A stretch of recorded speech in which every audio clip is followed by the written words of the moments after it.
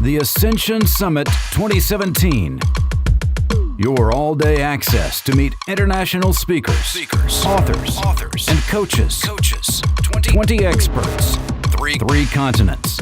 2 days. 2 days with one goal: elevate your life. Welcome to the Ascension Summit with your host, E.R. Spalding. Hi and welcome. My name is E.R. Spalding and I am the founder of the Ascension Summit 2017 and your Chief Integration Strategist as an evolving leader. One of the things that we were tasked with doing, with putting this summit together, was to make sure that we address the entire person called you.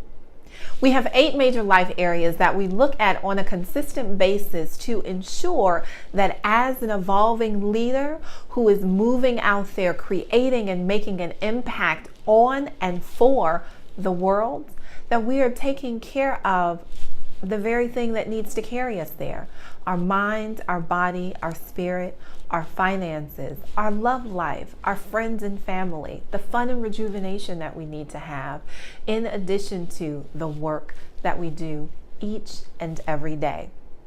And so our next digital presenter is Tiffany Loya Fenton. And she is an individual that really can talk in any one of these categories because she is a supreme adversity coach. And where does adversity show up? Just about in every major area of our life.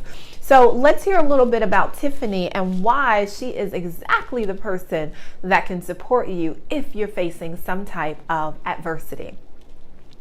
So Tiffany Fenton was born the youngest of 4 sisters in Sturgeon Falls, Ontario, and worked many years as a teacher. She is a mother and a loving wife, and despite tremendous trials and tribulations, some of which are absolutely horrifying, she was able to conquer many of those challenges that she faced from a very young age.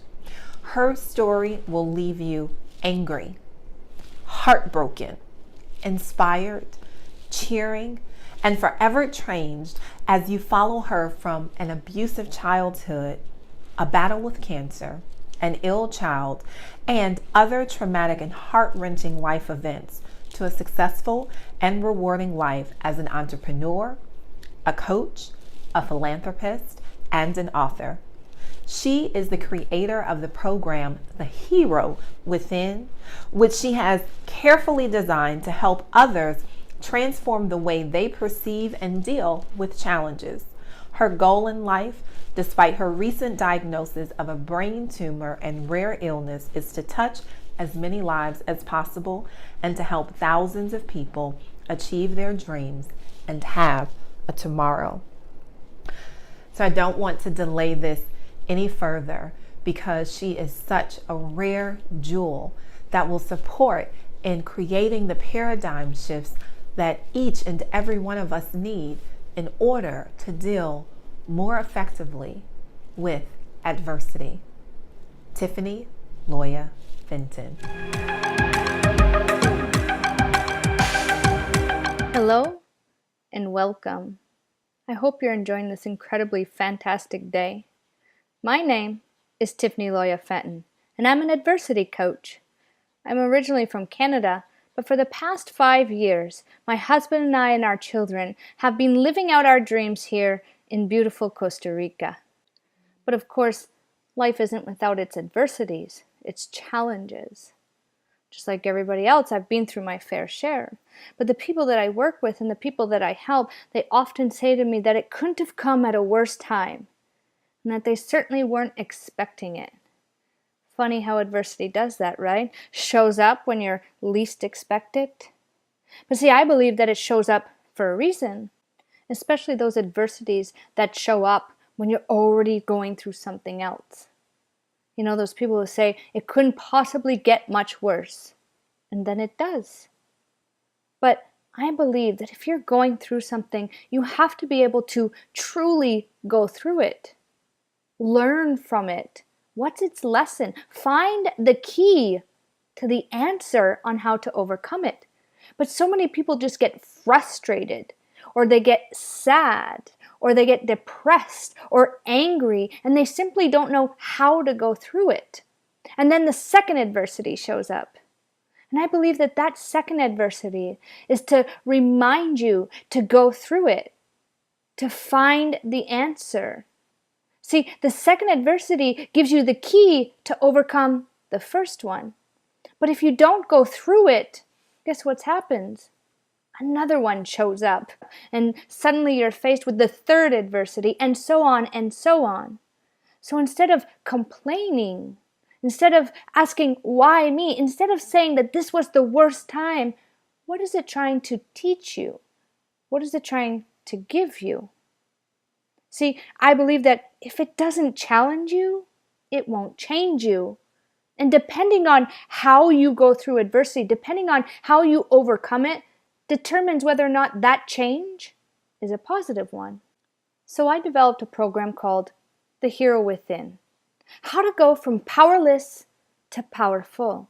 So I could help these people, give them a step by step on how to overcome adversity. And today, I'd like to share with you how to do that, how to find your hero within. And we're going to focus on our mindset, understanding how our brain works, but more importantly, being able to change it, being in control of not only your mindset, but the way that your brain accepts something.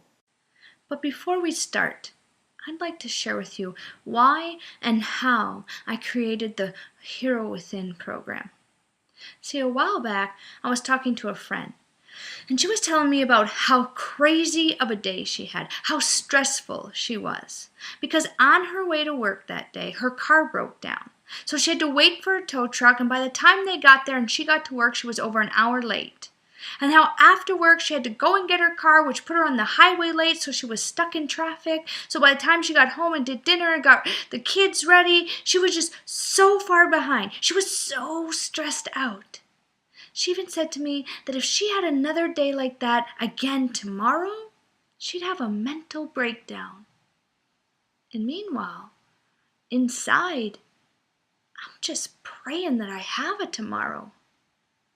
And then a few days later, I was speaking to another friend, and she called me to tell me how she didn't know how she was going to get through her day.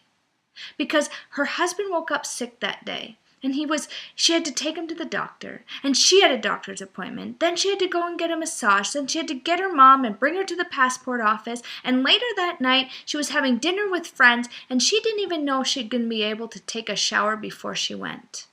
And that she was so stressed out, she was thinking of how she could change one thing to another and reschedule this and reschedule that, and she hated days like this. And meanwhile, inside, I'm just praying I can survive, that I can live. And so I started thinking to myself, why are we different? Not that I was judging, but why are we different? Why is it that if that were me, that I would be celebrating and excited at the fact that I got to work 1 hour less that day? And that if I was stuck in traffic, that time given to me that I don't normally ever have, how I would be thinking of something creative and exciting that I could do with my kids or my husband that night. And how if I had dinner with friends that, my day was filled with taking care of my sick husband and that, and although I'd be concerned about him, I'd be so looking forward to that dinner that surely I could be a couple minutes late so I could have a shower. Because see, 3 months prior to these conversations, I almost died. And although I sit before you today diagnosed with an extremely rare illness, an inoperable brain tumor, and I live with a minimum of 14 symptoms, I reacted differently than they did. Why? So why were we different? And again, not judging, but because every single person goes through stress. We just handle it differently.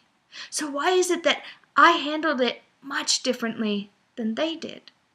And so I started thinking, and it brought me to a point when somebody said to me once, Tiffany, you go through things better than most people. You handle things better than most people. And it took me back to a time when I was 16. See, my entire childhood, I was abused in every way possible. So by the time I was 13, I turned to street drugs. And so at the age of 16, I decided to date the dealer because I thought life would be much easier that way. So months into our relationship, we decided to throw a party. There wasn't a lot of people at this party, but the party wasn't just to have a party, but the party was as a welcoming to this new boy. This boy who had befriended us months prior. He had always talked about all the parties he went to and the things he had done and the things that he saw and that he was 17 and went to the French high school. And so this party was a way of, as a welcoming, telling him that we trusted him. So he ordered like everybody else, and it came time for the party, and we gave him everything he ordered, and then some. As a, we trust you, welcome to the group. And he took it all, just as we did, and we thought, wow, this boy is cool. But we quickly realized that everything he ever told us was a lie. We almost killed this 12-year-old boy by accidental overdose. My boyfriend, well, he went to jail and I got off lucky, and I knew I had to stop doing drugs, and so I did, but I was in a very, very bad place, a dark place. And so over the next few days, all I thought about were all of the ways that I could take my own life. And so one morning I came down the stairs with my backpack on my shoulder and I have my hair in a ponytail, and I'm ready for school. And as I hit the bottom stair, my stepfather grabs me and pushes me against the wall and rips the ponytail out of my hair, because apparently ponytails mean that you sleep around. And as I was trying to process that, he put his finger to my forehead and said, "You're worthless. In fact, a dirty used cigarette butt on the ground has more value than you." And he turned around and he walked away. And so I went to the kitchen and I grabbed the knife and I put it in my backpack and I put my backpack on and I went out the door. And for the first time, I wasn't crying. I wasn't angry. I wasn't upset. For the first time, I was okay. Because I finally agreed with him. I agreed with everything he ever told me. I agreed that everything that I went through was my fault. So I walked to school that day instead of taking the bus, because whether I was going to be on time for class or not didn't matter, because I wasn't going. If you think back to your high school and the washrooms, typically in the female washrooms, it was just full of glass mirrors.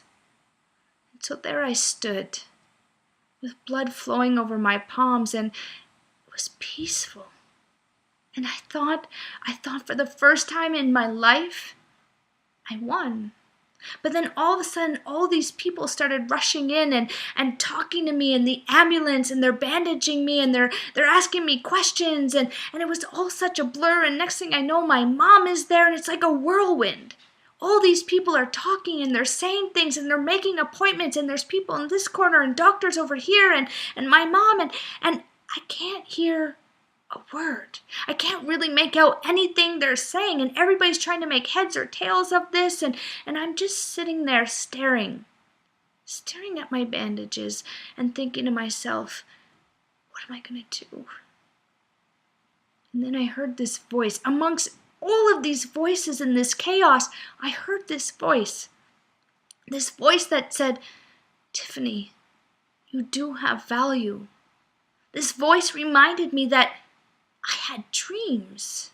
It told me that I was put on this earth to do something great, and I was still going to do it.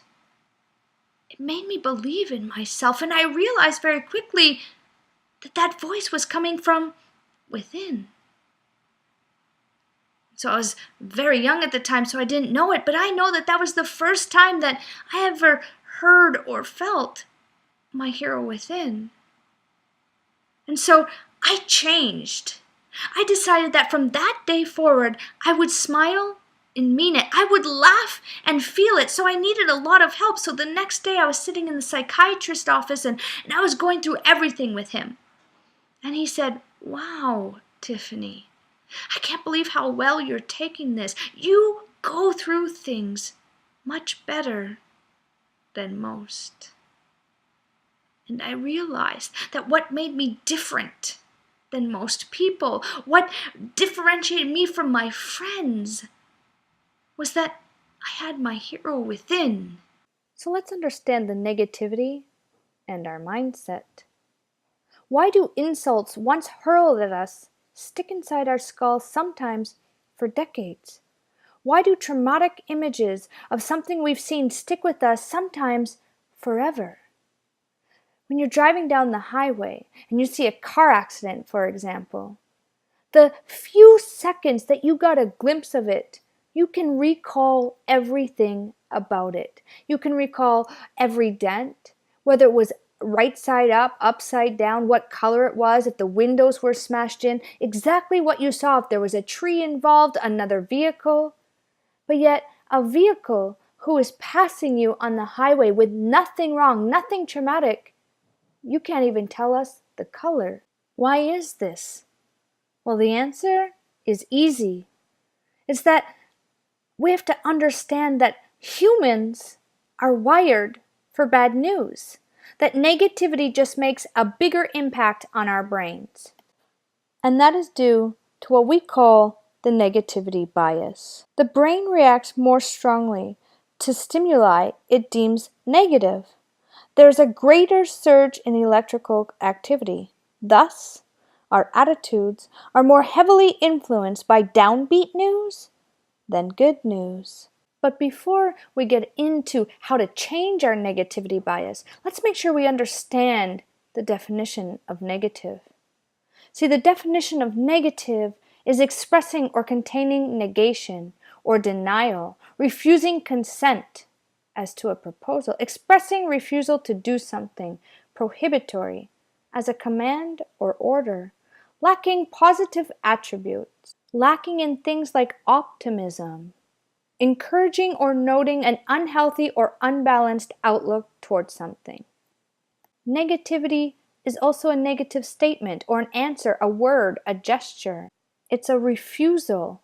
It's a negative quality or characteristic, a disadvantage or a drawback. It is also used to indicate a negative response, to deny something, to contradict, to refute or disprove something, to refuse assent or consent to veto, to neutralize or counteract. The definition of negative is also used to indicate disagreement, denial of, or permission, or in the negative in the form of a negative response as a refusal, denial, or disagreement, or a simple no. Unfortunately, if you're seeing what I'm seeing, negativity, negative things show up in every aspect of our lives.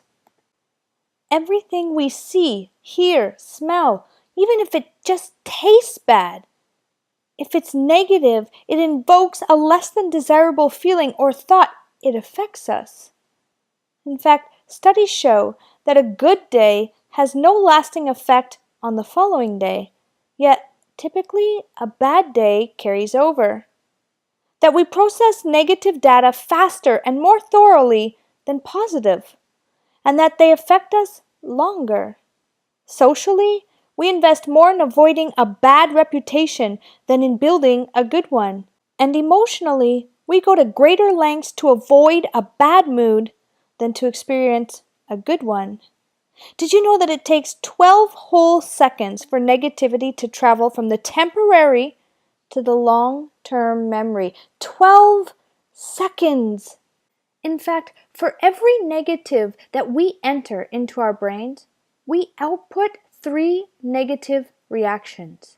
They can be a physical response, a thought, or a combination of, but for every one, 3 negative reactions occur. And research has told us that in order to have a somewhat of a good life, that for every negative that gets inputted into our brain, we need 5 positives, a 5-to-1 ratio just to have a good life. So if something negative happens to you, you need to counterbalance that with 5 positives. But what that tells me is that it's not our adversities that define us. It's how we handle them. But the other side of that is that we also speak negativity. And every time we hear ourselves speak with this negativity, that is entering into our brains. And therefore, we also need 5 positives. So if we want to be able to change our mindsets and rewire our brains, we need to realize and know the triggering words. So these are a list of the negative words most often used. There are thousands and thousands. Become aware of which ones you speak. Words like ashamed, confused, forced, lied, punished, violated, powerless, afraid, abused, terrified, unsafe, scared.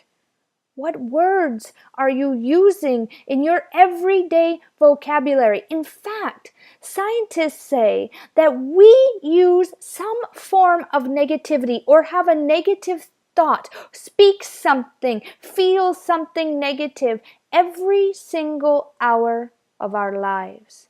Even while we are sleeping, because in our dreams, these negative keywords, whether they manifest into feelings or words or thoughts, are there every hour of our lives. But we have to do more than just know the negative words that we are using. We have to be able to change it. Change every single negative word that you use and use a positive one. Words like joy, serenity, pleasant, pride, awe, laughter, love, happy, safe, yes. Every single time you hear a negative word, replace it with a positive one. Every time you go to speak a negative word, think about it and replace it with a positive one. Every single time you see something negative, replace that with a positive memory. Surround it with full of these positive thoughts, these positive words. See, we can start changing our negative bias. We can start changing the way that our brain receives this negativity by adding these positive words into our vocab every single day. Even in our feelings, in our thoughts, and making sure that we are being aware of what we are listening to, what people are saying. And when you pick up on that negative word, replace it with the positive one. It's not easy. It is work, ladies and gentlemen. It is difficult. It takes focus, drive, determination. But it's worth it, because once you have replaced all of this negative thoughts and feelings and energy and words with the positive ones, after a while, you won't have to think about it. Your brain will automatically convert it itself. And the first way that we can start doing this is stop saying, I have a problem. See, in my world, there are no problems, only solutions. So start saying, I need a solution. Here's the situation. See, I challenge people to put that on Facebook, right? Most of the time, you see all these people say, I have a problem. My day was so terrible. And what you get are lots of people commenting saying, I'm so sorry. I wish I could be there. If you need me, I'm here for you. I'll pray for you. I'm sorry you went through this. I have an ear to listen to. Those are all fine, great, and dandy, but at the end of the day, you still have a problem. But if you challenge yourself and change that and say, I need a solution. Here's the situation. Guess what you're going to get? For every one person that says, I'm sorry you're going through this, you will get 9 or 10 others posting possible, viable solutions to what you thought was a problem. And now suddenly you have all of these opportunities, these possibilities these solutions for you to overcome your situation. You can try every single one of them if you'd like, because now you have some viable answers, some possible solutions. You're not just stuck with a problem anymore. In more ways, for you to be able to rewire your brain and change your mindset and overcome the negativity of adversity is to create these 5 things. Things like an environment. Think about everything that surrounds you. See, most of the time, our environments are filled with the things that remind us of the things that we can't do anymore, the things that we still have to do, the things that overwhelm us, that overcome us, instead of the things that make us feel good, make us feel safe, make us dream again. And sometimes it's difficult to look around your environment in places like at work. And so I encourage you to bring things, to create something, to go to a place that you can create an environment that can change you. And the people that we surround ourselves with, often these are the negative people, the people that suck the life out of you, that no matter what, their life is not going in a good direction, that even when they really try, everything goes wrong, that's just their life, they just have the bad luck. Or the people who do not believe that you can overcome. They don't encourage you to live. They don't encourage you to fight. The people who don't really have your back. As sad as it is, sometimes those are your best friends. Those are family members. I know all too well all about that. When I was faced with cancer and given those 2 months to live, my life had to change. But as I was fighting every single day, those friends that I thought had my back were no longer there. They didn't give me a call. They didn't send me text messages. They didn't encourage me to fight. They didn't encourage me to live. They had to go about their life. And so in the beginning, the first few days is all, oh, I'm so sorry. And the next week goes by and it's less, and then it's less, and then it's less, and then it's less. Because they forget that you have to fight every single day. Because they don't. Or maybe they don't want to. These are the people that you're surrounding yourselves with. And I'm not saying get them out of your lives, but do what I did and surround yourself with people who lift you up, who build you, who believe in you, who want you to fight the fight and win, who want you to continue every single day and live your life to the fullest, not like you're sick, not like you're having financial problems, not like you have this adversity in your life. You should also start focusing on the songs that you listen to.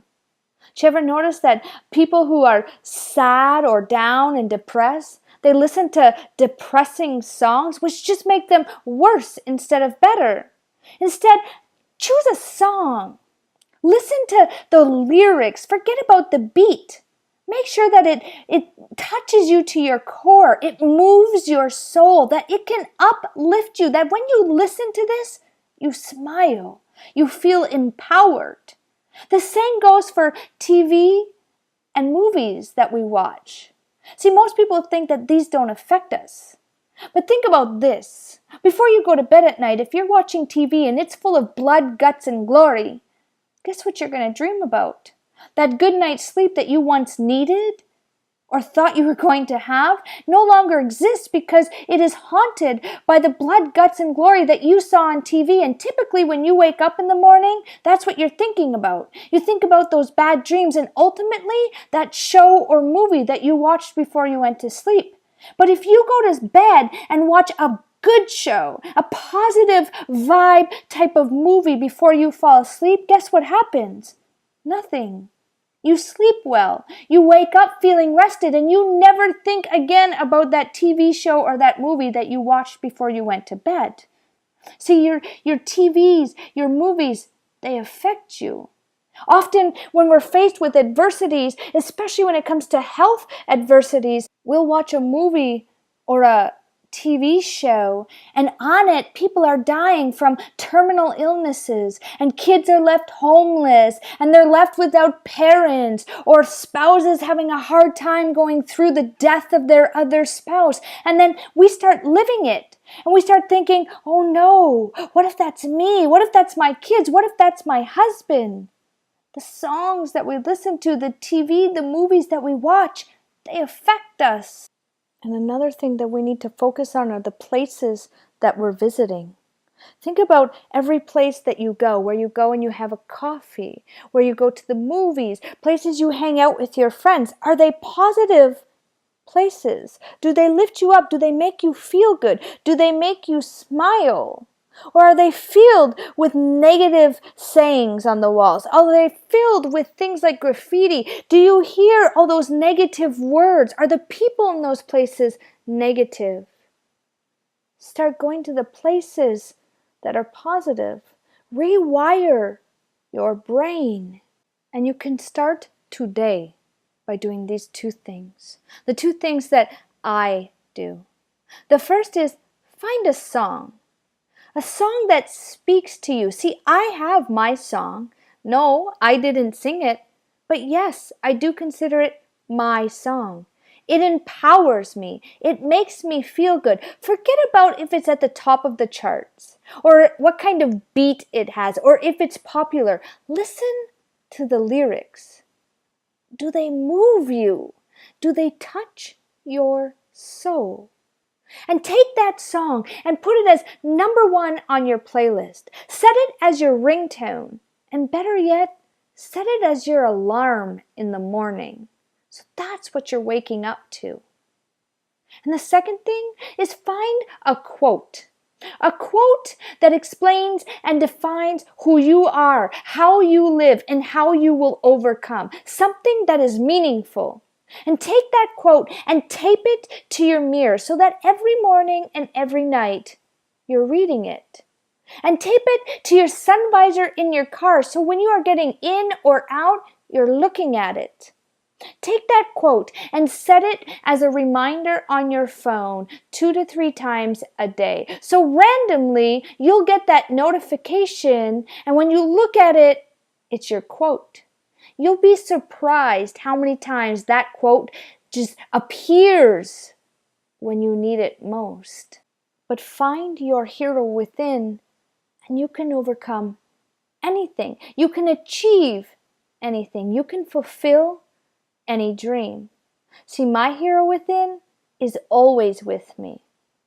It's what gets me through my everyday. It lifts me up. It empowers me and enables me to fight. See, my hero within was there when I was in a car accident, bedridden for several months and unable to work for years. I became addicted to prescription pills. But she gave me the courage and the strength to overcome.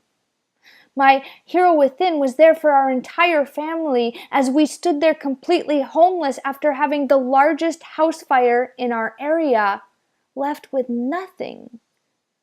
All of our mementos, every picture that we had of our children, everything that we owned, gone. My hero within literally carried me from the door to the casket of my best friend, while everyone stared at me, blaming me for her suicide. My hero within was stronger than ever. When my 4-year-old was diagnosed with a failing kidney, I was 7 months pregnant, and 2 weeks after her diagnosis, I was diagnosed with cancer. And at some point, given 2 months to live, 60 more tomorrows. And my daughter was told that she's losing her battle and had to have surgery. But see, she prevailed. She helped us get through it, and not just get through it well, but overcome. Because my daughter is perfectly fine today, and I'm over 5 years cancer-free. But my hero within has been with me every single day for the past 3.5 years, as I have battled and fought with this very rare illness and this brain tumor and a minimum of 14 symptoms every single day. But see, every single day I get up, I open my eyes, I take a breath and I say thank you. Because I have my hero within. Because I don't think about the negative things. I don't focus on the symptoms. I focus on the symptoms of what I'm able to do. The good things.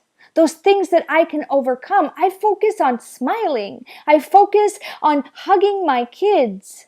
On loving my husband. On being me. On being a friend.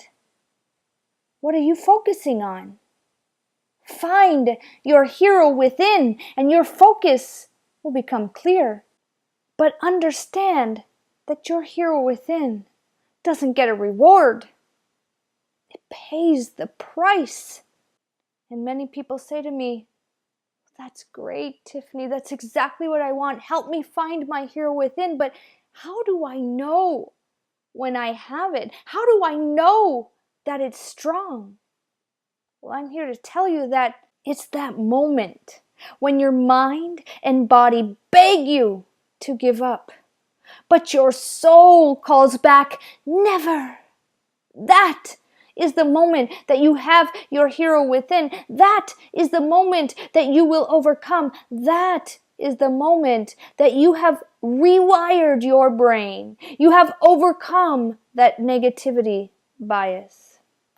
Thank you, ladies and gentlemen, for your time today. It has been an absolute pleasure sharing with you today on how to overcome the negativity bias, how to rewire your brain, how to find your hero within, and to go from powerless to powerful. You can follow me or contact me at theherowithin.me. Have a great day. Stay tuned, and we'll be right back with more exciting insights, strategies, and tools to elevate your life.